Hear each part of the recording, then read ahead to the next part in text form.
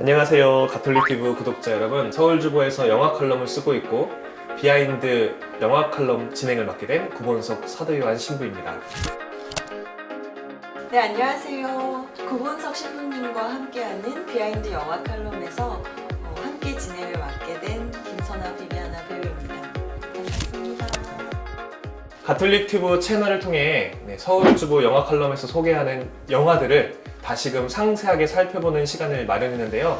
특별히 영화의 조예가 깊으시고 또 현재 연극 배우로 활동 중이신 우리 비비안나 배우님과 함께 진행을 하게 돼서 더욱더 이 시간이 풍성해질 거라 생각이 듭니다. 개인적으로는 영화나 이렇게 책을 접하면서 가톨릭 신자로서 많이 궁금했던 그런 지점들을 신부님께 허심탄회하게 많이 물어볼 수 있을 것 같아서 너무 설레이고 기대됩니다. 저에게 부담을 주는 소감을 말씀해 주셨네요. 네, 비하인드 영화 칼럼의 첫 시간으로 지난 9월 둘째 주였죠. 네. 연중 제23주일에 서울주보 영화 칼럼으로 소개해드렸던 콘크리트 유토피아 이 영화에 대한 이야기를 나눠보고자 하는데요. 배우님께서도 이 영화 감상하셨나요? 네, 저도 이번 영상 촬영을 위해서 극장에서 영화를 관람했는데요. 개인적으로는 왜 9월 서울주보 영화 칼럼으로 그 소재로 신부님께서 이 영화를 선택하셨는지가 가장 궁금하더라고요. 영화의 이 스토리에 대해서 먼저 간단하게 설명을 해드리자면은 일단 영화의 배경은 대지진이 벌어진 서울이고요. 그 서울 안에서 유일하게 무너지지 않고 남아있는 황궁 아파트를 주 무대로 삼고 있습니다. 저는 그 안에서 현대인들의 어떤 세상을 바라보는 어떤 시선이라든지 또 타인을 대하는 어떤 마음가짐에 대한 섬세함을 볼 수가 있었거든요. 우리 시대의 순교 정신은 어떤 차원으로 우리가 바라보아야 하고 또 마음에 담아내야 하는가를 떠올려 봤을 때 세상에 대한 어떤 섬세한 시선 또 타인을 향한 어떤 그런 마음들을 통해서 가능해진다는 생각이 들었고요. 그래서 이 영화를 통해서 우리가 한번 순교 성월에 또 순교자 정신에 대한 의미를 다시금 곱씹어 볼 수 있겠다는 생각이 들어서 이 영화를 9월에 영화 칼럼으로 선정을 하게 되었습니다. 영화 속에서 그런 영화적인 은유적인 표현들 또 종교적인 메타포를 상당히 많이 발견할 수 있었어요. 황궁 아파트 902호의 그 집이 천주교 교회의 어떤 신자의 집이라는 그런 설정과 또 영화 말미에 등장하는 명동 성당의 모습이 인상적이었거든요. 혹시 신부님은 어떻게 보셨는지 궁금합니다. 우선 이 영화의 제목부터가 굉장히 종교적이라고 볼 수 있을 것 같아요. 이제 유토피아라는 제목이 우리가 알고 있는 토마스 모 성인의 동명의 저작과 같은 어떤 의미를 지니고 있기 때문에 이 영화는 시작부터 종교적이라고 볼 수 있을 거란 생각이 들고요.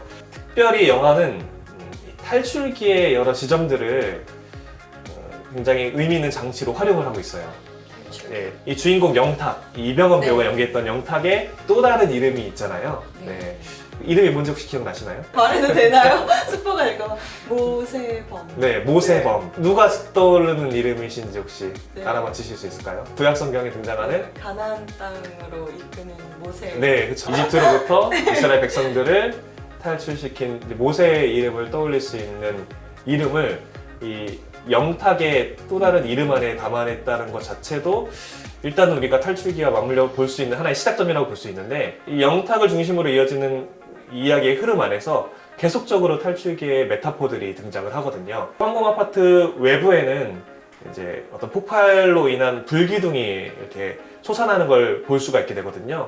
이 부분은 명확하게 이제 구약 성경 탈출기에 등장하는 이집트에서 이스라엘 백성들이 탈출을 했을 때 이들을 이끄는 낮에는 구름 기둥이었고 밤에는 불기둥이었던 그 불기둥을 우리가 떠올릴 수 있는 지점이라는 생각이 들 수 있을 것 같고요. 그리고 나중에 황궁 아파트 주민들 안에서 외부인들을 몰래 받아주는 사람들이 등장을 하게 됩니다. 네. 근데 그들이 결국에는 발각이 되고 그들의 집을 다른 황궁 아파트 주민들의 집과 구분을 짓기 위해서 정찰대원들과 자경단원들이 그 집에 빨간색 페인트를 칠하는 장면. 이 부분은 탈출기의 그 10가지 재앙의 마지막 재앙을 맞이했을 때 이스라엘 백성들과 이집트 사람들의 어떤 집을 구분짓기 위해서 이스라엘 백성들이 어린 양의 피를 문설주에 발랐던 파스카의 기원이 되는 그 장면을 우리가 생각해 볼 수 있는 지점이라는 걸 알 수 있게 되겠고요. 그리고 우리가 이제 탈출기 17장에 등장하는 마사 무리바의 물이라는 대목과 맞물려서 이제 물 부족에 시달리는 황궁 아파트 주민들이 갑자기 식수. 예, 벽면에서 터져 나오는 물을 이렇게 기쁜 마음으로 받아들이는 장면이 등장을 하는데 그 부분은 말씀드린 17장의 내용과 맞물려서 바라볼 수 있을 것 같고요.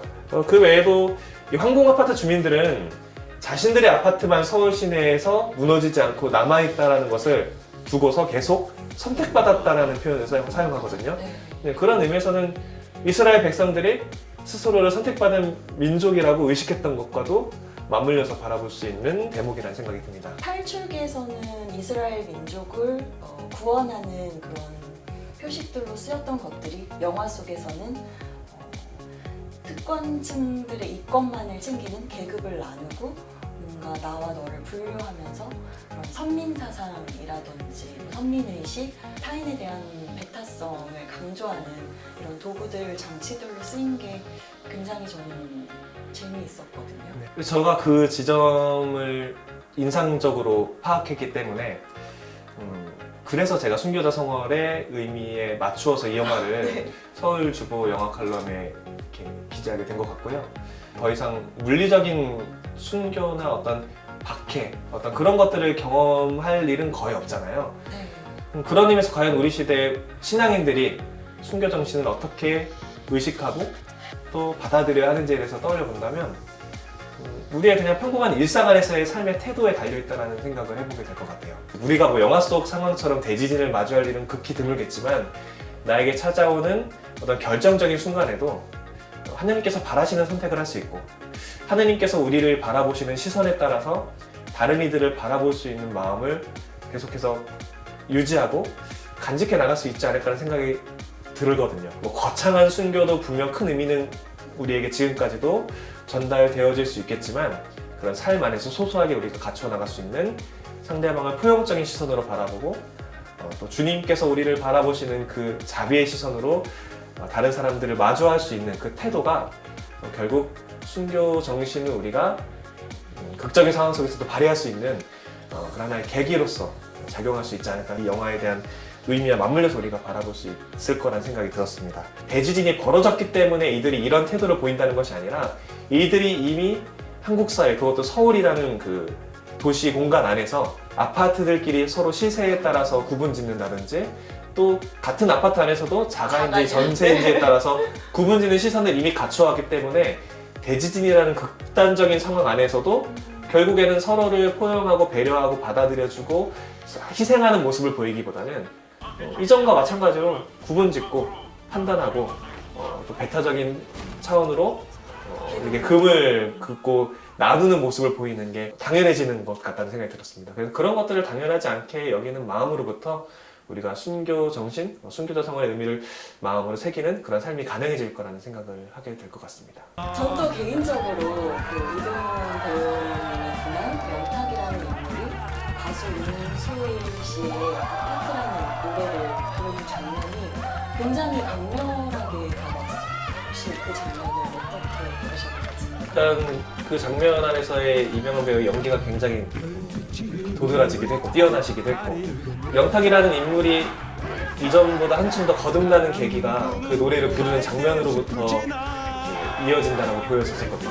근데 그런 어떤 영화적인 어떤 장치들 뿐만 아니라 또 한편으로는 이 아파트라는 노래 자체에도 우리가 집중해 볼 수 있을 것 같다는 생각이 들었어요. 아시다시피 아파트는 보통 응원가로 많이 쓰이잖아요. 우리가 아파트를 신나는 노래로 떠올리기가 쉬운데 사실 이 아파트의 가사를 곱씹어 보면 굉장히 쓸쓸하고 또 이렇게 뭔가 좀 허무한 감정으로 가득 차 있다는 것을 느끼실 수가 있게 되거든요. 아파트 가사 안에서 보면 이제 너라고 지칭되는 대상이 있습니다. 뭐 구체적으로 그 대상이 뭐 이별한 연인이라든지 그리워하는 누군가를 직접적으로 지칭한 너일 수도 있겠지만 또 한편으로는 우리가 가닿을 수 없는 어떤 이상향에 대한 혹은 꿈은 꾸고 있지만 이루어질 수 없는 어떤 목표 이런 부분들을 상징하는 지칭이 될 수도 있다라는 생각이 들었어요. 이 콘크리트 유토피아에서 아파트라는 노래가 불린 이 이유가 단순히 배경이 아파트여서가 아니라 이 유토피아에 담겨져 있는 의미를 관객들이 다시금 이 아파트의 노랫말에 담긴 의미와 함께 맞물려서 생각해 볼 수 있는 계기를 마련해 주기 위해서 쓰이지 않았을까라는 생각을 해볼 수 있을 것 같습니다. 저는 또 영화에서 그 부녀회장 역할을 맡았던 금의 역으로 분한 김선영 배우님의 드림 팰리스라는 다른 영화가 또 떠올랐어요. 사실 황궁아파트의 건너편에서 그들을 무시하고 차별을 이렇게 주던, 그래서 더 황궁아파트 사람들이 막 더 열정적으로 회의하게 만들었던 그런 드림 팰리스라는 아파트잖아요. 이 부분에 대해서 또 어떻게 보셨는지가 궁금합니다. 드림 팰리스라는 아파트가 평소에 주변 아파트들보다 훨씬 더 고급 아파트로 분류가 되었고, 그래서 주변 아파트 사람들을 이렇게 뭔가 배타적으로 대하고 차별했던 것들이 암시가 되는데, 이 대지진이 벌어진 상황 속에서 황궁 아파트만 살아남았기 때문에 드림 팰리스 사람들이 황궁 아파트로 넘어오는 그 과정 안에서 황궁 아파트 주민들도 이전에 드림 팰리스 주민들이 보였던 것과 같은 논리로 이들을 받아들이지 않기로 이제 결의를 하잖아요. 그런 의미에서는 드림 팰리스라는 아파트가 구체적으로 드러나진 않지만 굉장히 의미심장한 네. 그런 장치였다라고 네. 보여줄 수 있는데, 물론 이제 드림 팰리스라는 영화에서는 뭐 대지진과 같은 특수한 상황이 벌어지지는 않지만 아파트라는 공간 안에서 벌어지는 타 공동체를 향한 어떤 배타적인 의식이라든지 그리고 우리 공동체에만 갇혀져 있는 그 강건한 어떤 정체성을 바탕으로 타인들을 제대로 이렇게 받아들여주지 않으려는 어떤 그런 마음들을 굉장히 재미있게 그려주는 영화이기 때문에 이 콘크리트 유토피아를 인상적으로 보신 분들은 이 영화 드림 팰리스도 같이 감상하시면은 굉장히 또 반갑고 또 이렇게 의미를 더해서 바라볼 수 있는 그런 영화로 감상하실 수 있을 거란 생각이 듭니다. 서울주보 영화 칼럼에서 못다한 이야기를 이렇게 뭔가 막 펼치려다 보니까 시간이 이렇게 가는 줄을 몰랐어요. 마무리를 해야 할 시간이 온 것 같습니다. 이란의 영화 감독 아시가르 파다리가 관객에게 질문을 던지는 영화는 이제 상영이 끝난 후에 비로소 시작이 된다라는 이야기를 한 적이 있는데, 서울주보 영화 칼럼이라든지 또 이 비하인드 영화 칼럼을 함께 여러분들과 나누는 시간이 여러분들에게 있어서 영화가 던지는 질문에 귀를 기울이고 또 새로이 시작되는 그 영화에 집중해보는 시간으로 자리매김할 수 있으면 좋겠다는 생각이 들었습니다. 앞으로도 서울주보 영화 칼럼과 또 가톨릭튜브의 비하인드 영화 칼럼을 많이 관심 가져주시고 사랑해주시기를 부탁드리겠습니다. 다음 시간에는 타키타 요지로 감독의 2008년작이죠. 영화 굿바이로 여러분을 찾아뵙도록 할게요. 신부님 모시고 이야기 나눠볼 수 있어서 너무 기쁘고 재밌는 시간이었던 것 같습니다. 시청해주신 여러분 감사합니다. 네, 감사합니다.